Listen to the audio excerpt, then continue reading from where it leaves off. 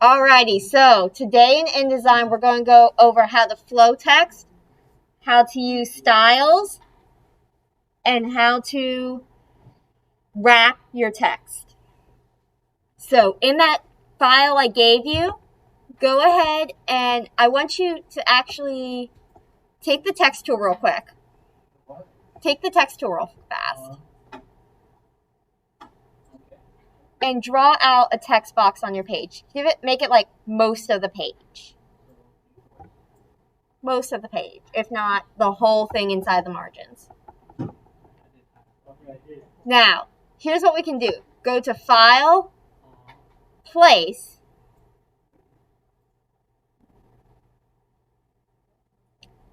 and in your folder that I gave you, so your flow and style and wrap folder, go ahead and open that up, find that, and then click the Alice in Wonderland document and hit open.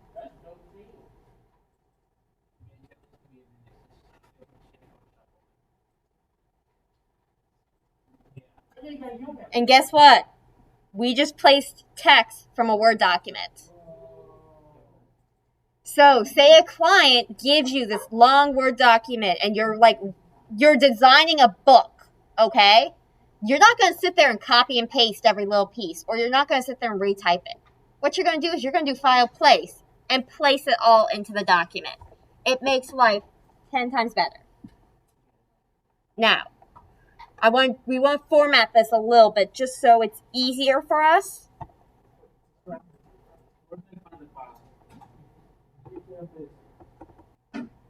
So continuing on, let's go ahead and just format this a little bit.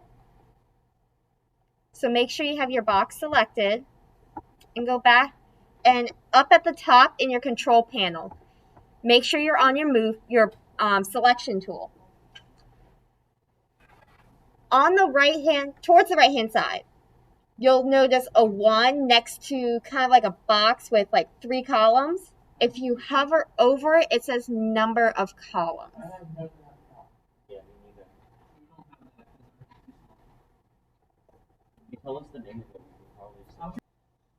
So at the top now, once you have your text box selected, you'll have these 3 columns here with a 1 next to it. If you hover over that, it'll tell you this is your number of columns within this text box. Not within the page, within this text box. So I could put 2 text boxes on here, make one column, make 10 columns. And increase it to 2. All right, so since my screen is wider, we're going to do it a different way. So if you got the 2 columns to work, just hit Control-Z and undo it, or go back to 1 column. What I want you to do is take the side and resize it. So it only fits a little less than half of your page. And then create another text box next to it. So it's vertically, it takes up less than half your page. So kind of how mine looks. And then create another text box on the other side, taking up less than half the page.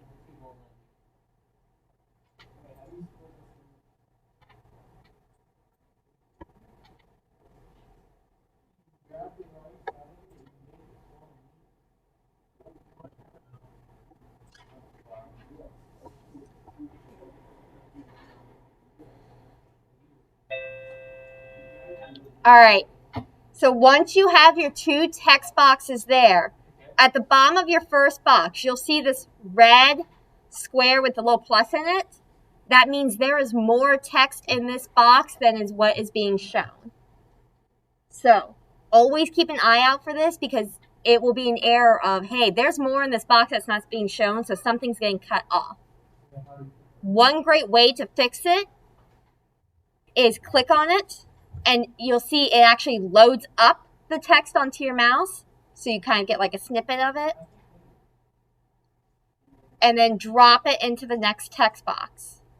So click the next text box, and it will, whatever overflows from there, flows into the next box.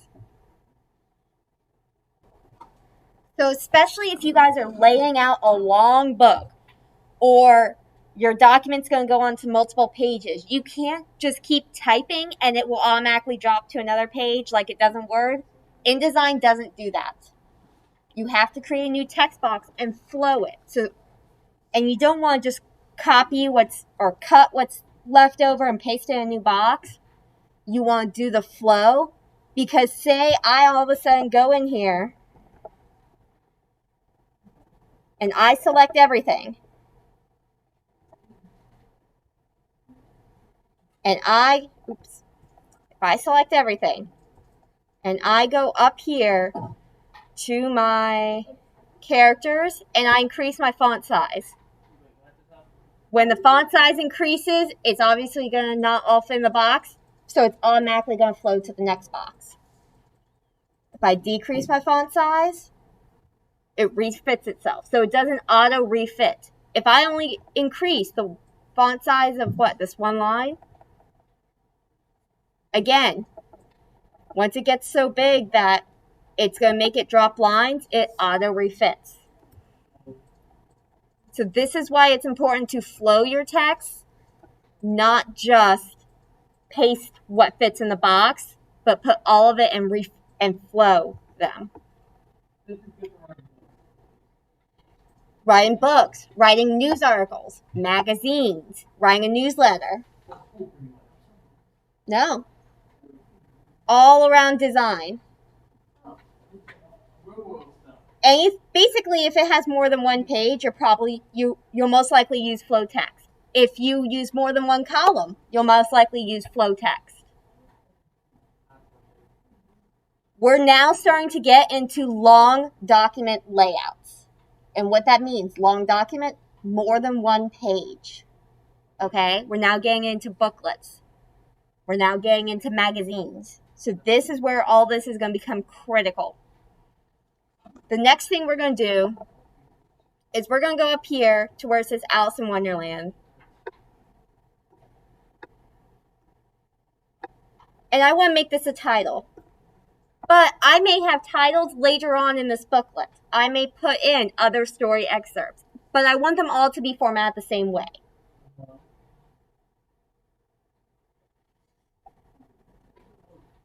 So here is what is going to help you. So every time you put in a new one, or you decide to change the font or whatever, you don't have to go to every single one and redo it. You can use what is called a style. Okay? A style is basically a rule. And it says anything that I tag as being this name. So we're going to call it title. So if it's not on the side where your little paragraph panel is, there's one below it that says paragraph style. Okay, if you don't have it there, go up to window, go down to styles, and pull out your paragraph styles. And I want you to create a new one. So hit the plus button at the bottom of that panel, and it'll come up saying paragraph style 1. Double click it, and I want you to open up this panel.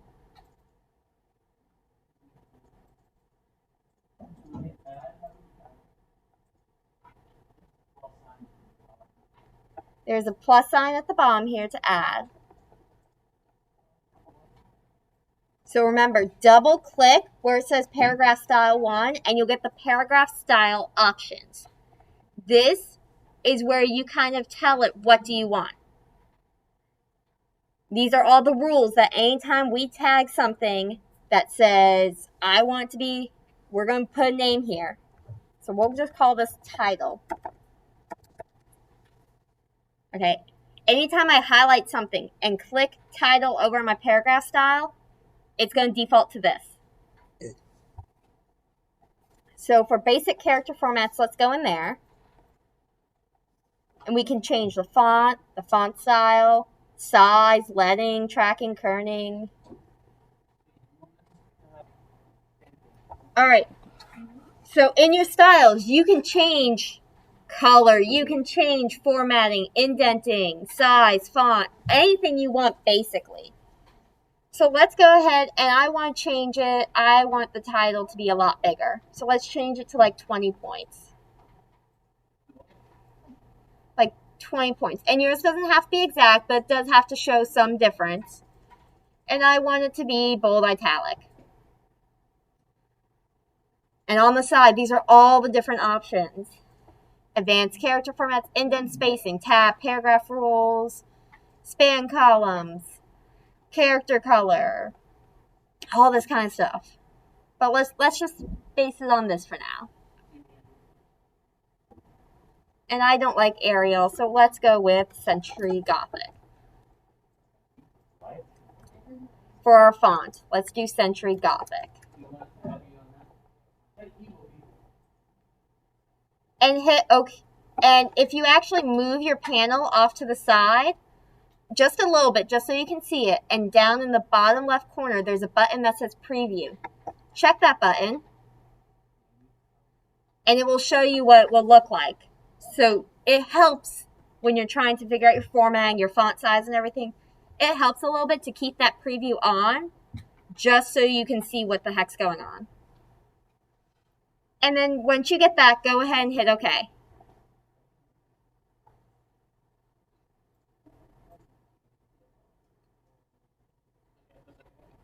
Press OK. And now we're back to looking at our text. All right. Now I want you guys to go ahead and highlight all of your text. Don't hit Control A because I don't want this top paragraph. I do not want that. I just want the body copy.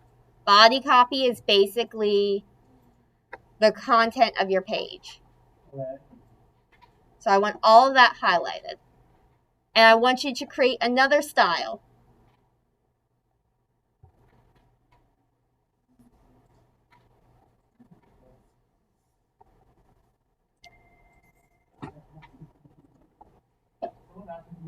All right, now you should have all your text highlighted. You've created another paragraph style called paragraph 1. Click it once, and then this time instead of right-clicking it, or double-clicking it, right-click it, and click Edit Paragraph Style. Because sometimes sometimes when you double-click it, you're actually like renaming it, and it messes you up. So I just want to show you both ways of getting into it. And we're going to call this body copy. I typically call it body copy. You can type it content. You can call it essay, whatever you need to call it. Now, in our styles, we can tell it, hey, I want to base it off my title. So I want to base it off whatever the title is. And then when I go to basic character formats, it brings over everything from title. But I don't want it at 20 points. I want it at 10 points.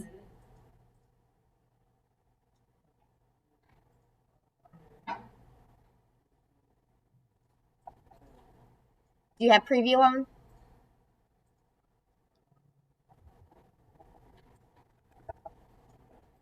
I want it at 10 points. And I don't want bold italic. I want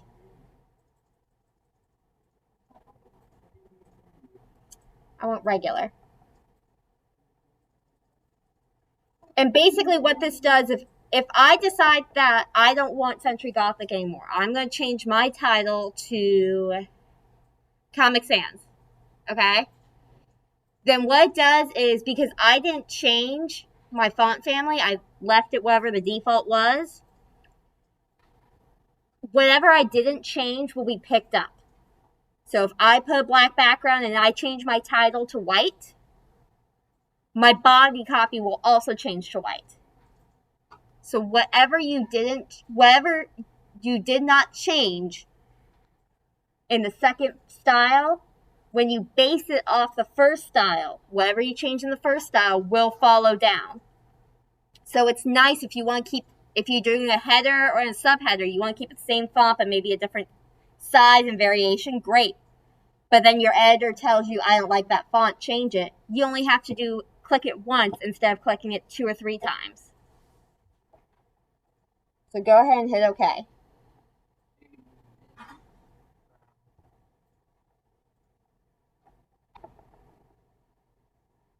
And now I don't even have the type selected at all. I don't have any type selected. I can go in my basic character formats. Instead of Century Gothic, I can go ahead and change it to Times New Roman and hit OK. And it changed. It changed it for me. So, and it will change it on every paragraph that style is attached to. Now, there are multiple different types of styles. There are paragraphs, there are character styles, and there are object styles. A paragraph style formats it. You can just click once in the paragraph, it will format the whole paragraph. A character style will format the individual letters selected. An object style will, whether it's a shape, a box, whatever it is, it will format the shape, the container is what it will format for an object style. So if I want it to be, certain boxes have purple background with drop shadow, I can set up a style for that, and then I go, I want a different shade of purple. You can change it once, it changes it all the way around. It really is helpful. So I want you also to do is go ahead and file place the image that's in the folder.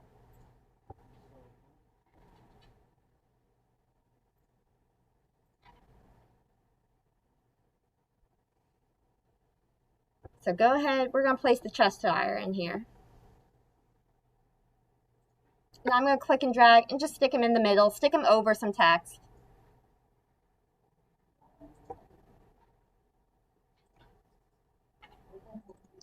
But don't stick them over like a ton of text. So make them kind of smallish like mine, but stick them over some text, just not all of your text.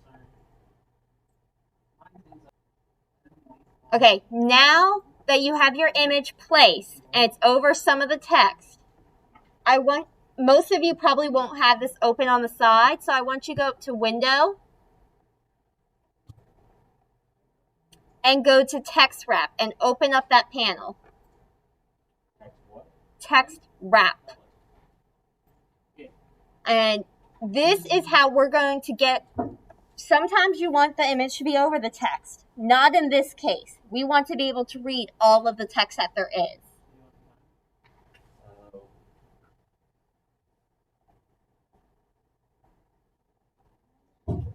Now, you have to make sure the image or the box, because you can use another text box and wrap text around the text box. You can do that. You can wrap text pretty much around anything you can click in InDesign. But whatever you want the text to go around has to be the one that is selected. So we can't select this box here and tell it to text wrap because it doesn't know what to text wrap around. But if you click the inside this box, if you click your image and go over to text wrap, there's a couple different options, but the first option is no text wrap, nothing. The second option is we want to wrap around the bounding box. Remember, the bounding box is the container, no matter what shape or size the container is. It makes it so it goes around the container.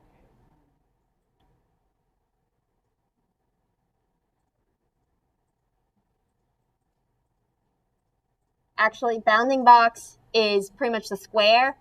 If you have a shape that's not rectangular, then you need to click the wrap around object shape if you have a shape that's not rectangular. But with this, now see how in the text wrap panel, there are these boxes with arrows and they look like they're pushing on some lines. Those are offsets. We want to push it off the edge, off away from the side. So we can customize top, bottom, left, right, or if we have the link button on, we can use all of them together. So go ahead and just increase it by 1, and you'll see kind of like the secondary square go around it. That's kind of like a secondary outline going, this is my hula hoop. Nothing can come inside my hula hoop here. No matter what like shape or size I am inside, I need to have at least a hula hoop's worth of space outside of me before anything can come touch me. Think of it like the 6-foot principle, okay? You guys have to be 6 feet apart. So your content stays in there. And anytime I click this image and move it around, it has whatever is around it, any text that is around it, no matter what text box it is, it flows around.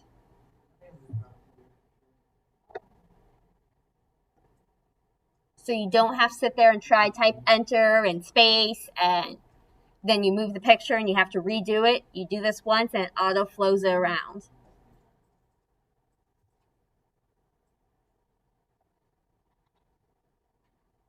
And one more thing I want to do, I want to show you guys what a pull quote is. So pick like a line or two. So go in your story and pick like a sentence or two. Or actually, you know what? Just pick a sentence and highlight it and copy it. Does not matter which one. It can be and Control C or right click and copy, either one. Just pick a sentence.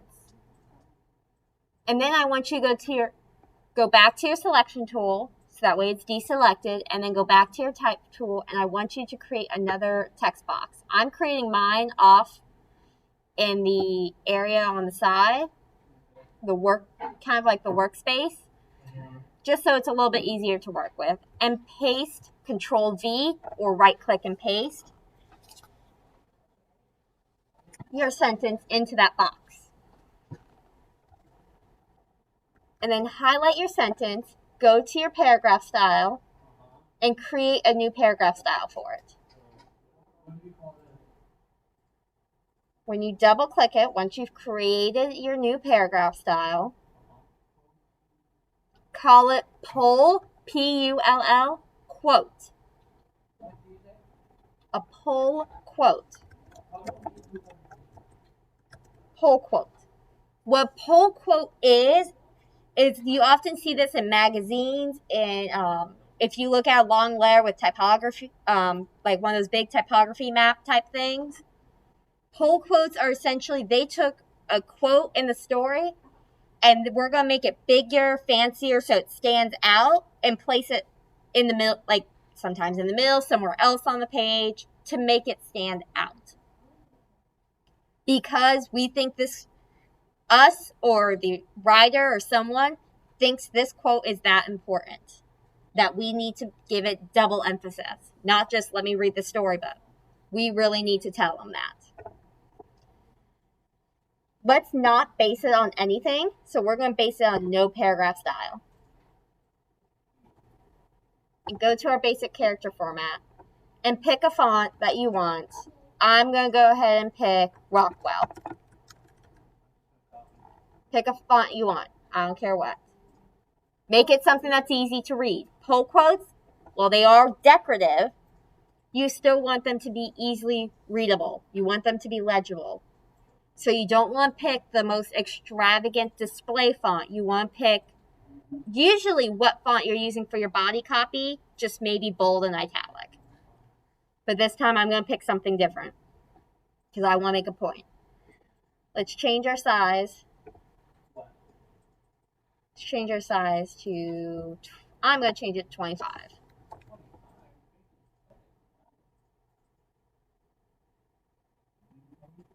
And I'm going to make it, let's see what options I have, bold and italic. Advanced character formats. If you go into advanced, actually no. Indents and spacing. Advanced, that's if you need to mess with your scale, your baseline shift, skew it, whatever. Your indents and spacing, let's make it, instead of left, I'm going to make it centered.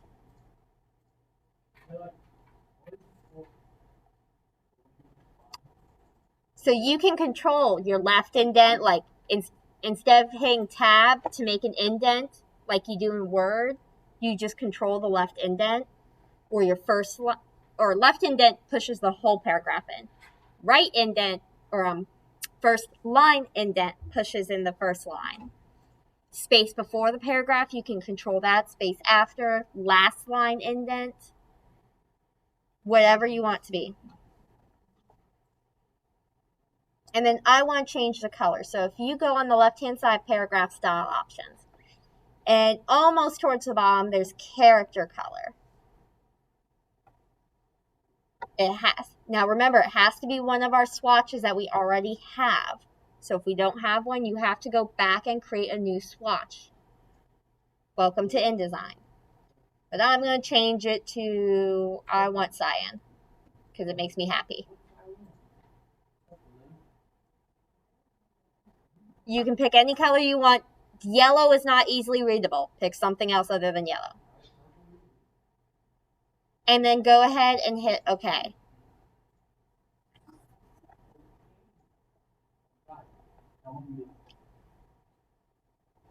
Now resize your box so it fits more closely.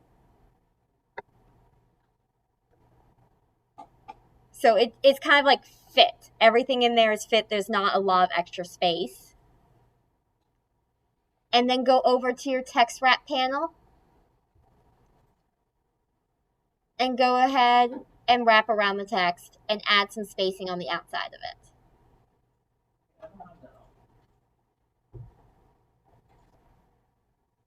Now, just like your image, we can click with our selection tool and move the box to wherever we see fit. And it moves everything around it. And if you click off into the workspace, into the pasteboard over here, just so everything's deselected, and hit W on your keyboard, this is your print preview. So it turns off all the margin lines and everything just so you can see it. And then hit W again and you go back. So if you really just want to see what's it going to look like printed, because it's hard for you to visualize and ignore all the colorful lines, just hit W. And that's how it's going to look.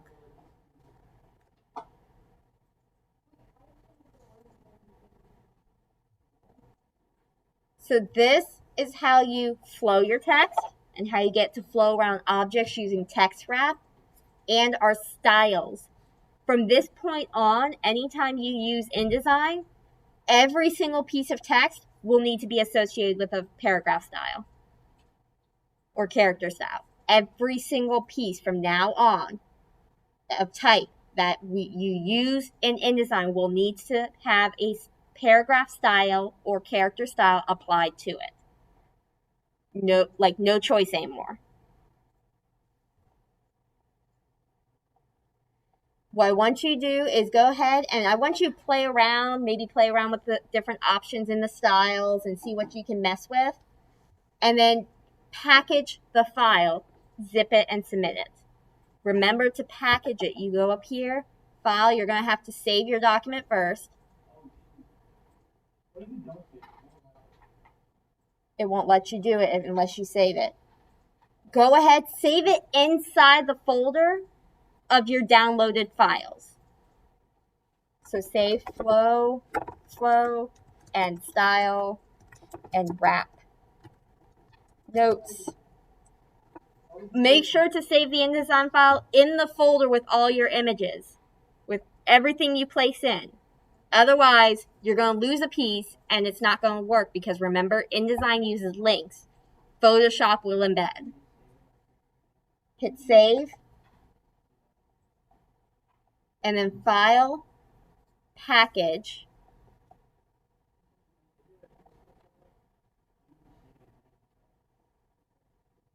Make sure nothing is missing.